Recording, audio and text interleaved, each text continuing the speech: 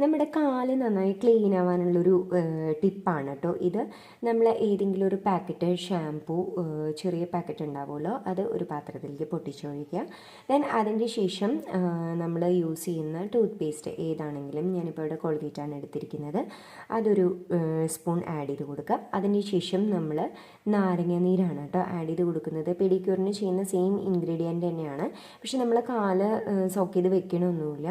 Just ഈ 3 ingredients വെച്ചിട്ട് തന്നെയാണ് ചെയ്യണത്. നല്ല റിസൾട്ട് വന്നു കേട്ടോ. നാരങ്ങ നീര് ഒരു സ്പൂൺ ആഡ് ചെയ്ത് കൊടുക്കുക. അതിൻ്റെ ശേഷം നമ്മളിത് ഒരു സ്പൂണോ എന്തെങ്കിലും യൂസ് ചെയ്യാത്തതാണ് ഉപയോഗിക്കട്ടെ കേട്ടോ, അല്ലെങ്കിൽ അതിൻ്റെ സ്മെല്ല് നിൽക്കുക അതേപോലെ പാത്രത്തിൽ. അപ്പോൾ നമ്മൾ നന്നായിട്ട് യൂസ് ചെയ്യാത്ത ഏതെങ്കിലും ഒരു ഇത് വെച്ചിട്ട് നന്നായിട്ട് നമ്മളതിനെ മിക്സ് ചെയ്യാം.